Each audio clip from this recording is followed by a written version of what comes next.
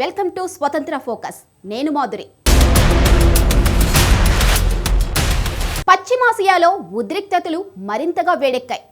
Suez కాలువలో సరుకు రవాణా చేసే నౌకల ప్రయాణం ప్రశ్నార్థకంగా మారింది. తాజాగా అరేబియా సముద్రంలో భారత్కు వస్తున్న ఒక వాణిజ్య నౌకపై డ్రోన్ దాడి జరిగింది. ఈ దాడి ఫలితంగా నష్టం భారీగా ఉంటుందని అంచనా వేశారు నిపుణులు. అంతేకాదు, సరుకులు రవాణా చేసే నౌకల చుట్టూ తిరిగి రావాల్సిన పరిస్థితులు నెలకొన్నాయి. ఇదిలా ఉంటే ప్రపంచవ్యాప్తంగా సముద్ర జలాల్లో పయనించే నౌకలు తరచూ ప్రమాదాలకు గురవుతున్నాయి. నౌకలపై డ్రోన్ దాడులకు హమాస్ ఇజ్రాయెల్ యుద్ధానికి ఉన్న సంబంధం ఏమిటి? దాడుల ఫలితంగా జరుగుతున్న ఆస్తి నష్టం ఎంత? నౌకల ప్రమాదాలను నివారించలేమా? ఈ అంశాలపై ఇవాల్టి స్వతంత్ర ఫోకస్.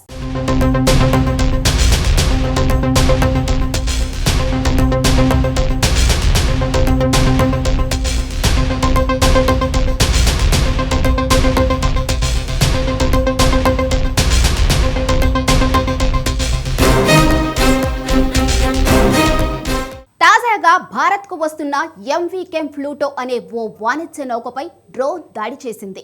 ముడి చమురుతో మంగళూరుకు వస్తున్న ఈ నౌకపై గుజరాత్ తీరానికి సమీపాన గల అరేబియా సముద్రంలో ఈ దాడి జరిగింది. హౌతీ తిరుగుబాటుదారులే ఈ దాడికి కారణంగా భావిస్తున్నారు. దాడి ఫలితంగా నౌకలో అగ్ని ప్రమాదం జరిగింది.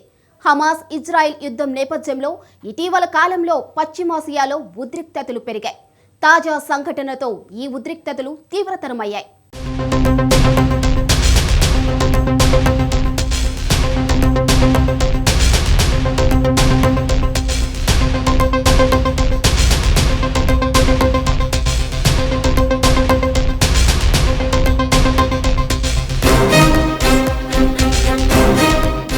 భారత సముద్ర తీరంలో ఊహించని దాడి జరిగింది. గుజరాత్ తీరానికి దగ్గరలో గల అరేబియా సముద్రంలో భారత్కు వస్తున్న ఓ వాణిజ్య నౌకపై డ్రోన్ దాడి జరిగింది. ఈ దాడి ఫలితంగా నౌకలోని రసాయన పదార్థాలున్న ట్యాంక్ పేలింది. ఫలితంగా భారీ ఎత్తున అగ్ని ప్రమాదం జరిగింది. ఈ దుర్ఘటన జరిగిన సమయంలో నౌకలోని 21 మంది భారతీయులున్నారు. అయితే వీరంతా ప్రమాదం నుంచి సురక్షితంగా బయటపడ్డారు.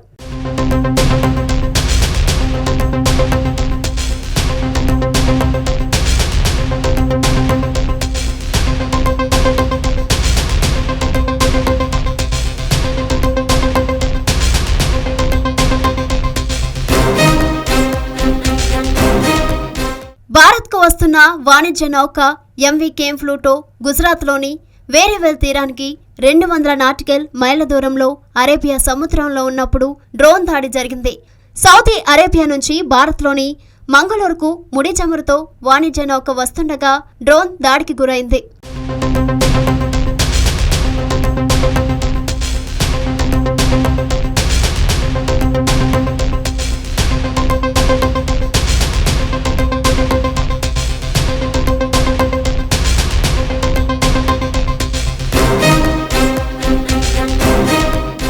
దాడి జరిగిన వెంటనే భారత నావికా దళం అప్రమత్తమైంది.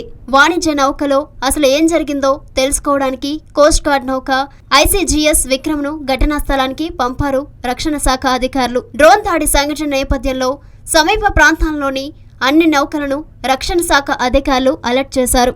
వాణిజ్య నౌకలో మంటలను ఆర్పివేసింది. దీంతో నౌకలోని భారతీయులందరూ సురక్షితంగా ప్రమాదం నుంచి బయటపడ్డారు. అయితే వాణిజ్య నౌక ఎంవి కెమ్ ఫ్లూటో మాత్రం బాగా దెబ్బతిన్నది.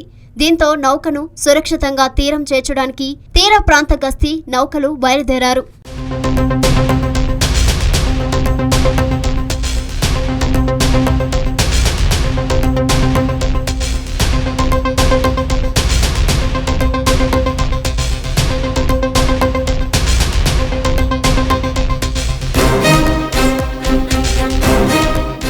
డ్రోన్ దాడికి గురైన నౌక లైబీరియా జెండాతో వస్తున్నట్లు ప్రాథమిక సమాచారం. అంతేకాదు, ఇజ్రాయెల్ సంస్థకు చెందినదిగా కూడా భావిస్తున్నారు. ఇదే డ్రోన్ దాడికి కారణమన్న అభిప్రాయం కలుగుతుంది. అయితే ఇంతవరకు ముడి చమురుతో భారత్ వస్తున్న నౌకపై దాడి చేసింది తామేనంటూ ఏ ఉగ్రవాద సంస్థ నుంచి ప్రకటనలు విడుదల కాలేదు.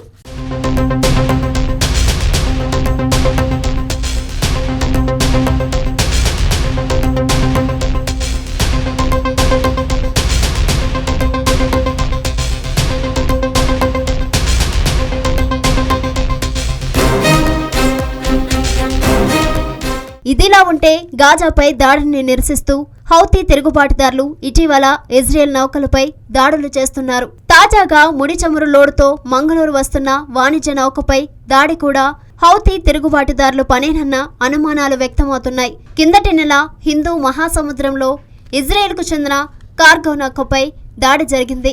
ఇది కూడా డ్రోన్ దాడే కావడం విశేషం. ఇరాన్కు చెందిన ఇస్లామిక్ రెవల్యూషనరీ గార్డ్స్ కార్ప్స్ ఈ ఘాతకానికి పాల్పడిందని అమెరికా అధికారులు ఆరోపించారు.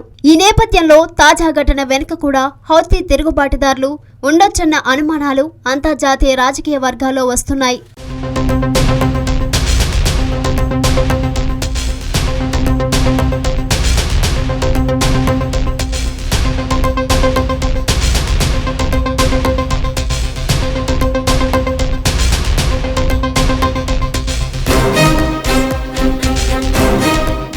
ఇజ్రాయెల్ యుద్ధ నేపథ్యంలో ఎర్ర సముద్రంలో ఇటీవలి కాలంలో నౌకలపై దాడులు పెరుగుతున్నాయి. వీటిలో కొన్ని డ్రోన్ దాడులు కాగా మరికొన్ని క్షిపణి దాడులు. ఈ దాడుల వెనుక హమాస్ మద్దతుదారులుగా ఉన్న హౌతీ తిరుగుబాటుదారులు ఉన్నట్లు ప్రాథమిక సమాచారం. ఇదిలా ఉంటే దాదాపు 35 దేశాలకు చెందిన 10 వాణిజ్య నౌకలను హౌతీ తిరుగుబాటుదారులు టార్గెట్ చేసుకున్నట్లు అమెరికా రక్షణ వర్గాలు పేర్కొన్నాయి. ఇజ్రాయెల్ యుద్ధం ప్రారంభమైన తర్వాత 100కు పైగా డ్రోన్ క్షిపణి దాడులకు హౌతీలు పాల్పడ్డారని అగ్రరాజ్యం ఆరోపించింది.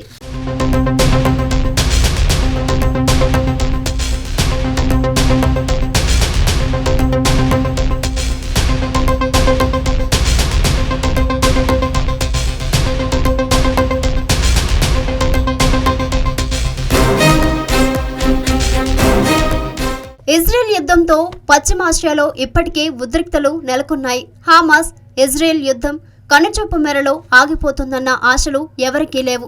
ఈ నేపథ్యంలో తాజాగా అరేబియా సముద్రంలో భారత్కు వస్తున్న వాణిజ్య నౌకపై డ్రోన్ దాడి జరగడం అంతర్జాతీయ వర్గాల్లో దుమారం రేపింది. अरब सागर में हाल में हुए यमवी चैंप प्लूटो पर ड्रोन हमले और कुछ पहले लाल सागर में यमवी साईं बाबा पर हुए हमले को भारत सरकार ने बहुत ही गंभीरता पूर्वक लिया है. भारतीय नौसेना ने समुद्र की निगरानी बढ़ा दी है. जिन्होंने भी इस हमले को अंजाम दिया है उन्हें हम सागर तल से भी ढूंढ निकालेंगे और उनके खिलाफ कठोर कार्रवाई की जाएगी. मैं यह आपको आश्वस्त करना चाहता हूं.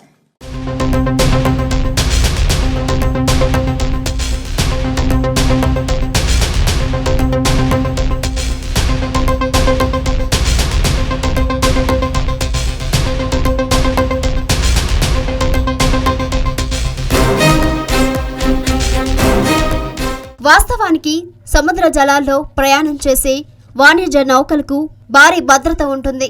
వాణిజ్య నౌక అంటే అలా ఇలా కాదు, ఓ పెద్ద సైజు పల్లెటూరులా ఉంటుంది.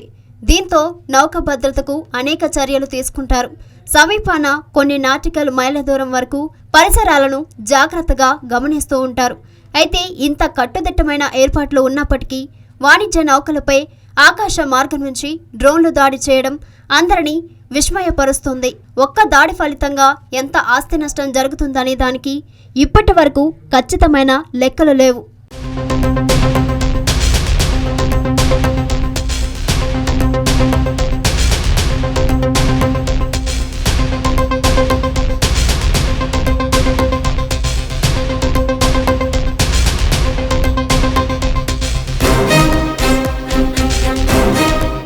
కొన్నిసార్లు సముద్ర జలాల్లో దాడులకు గురైన నౌకలు ఇక ఆ తర్వాత బయటకు కనిపించవు.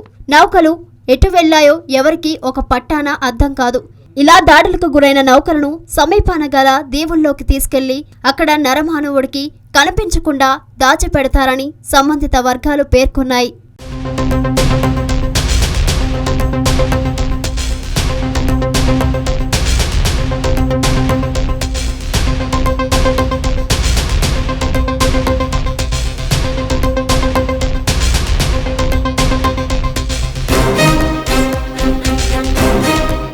స్వతంత్ర ఫోకస్లో ఇప్పుడు ఒక బ్రేక్ తీసుకుందాం.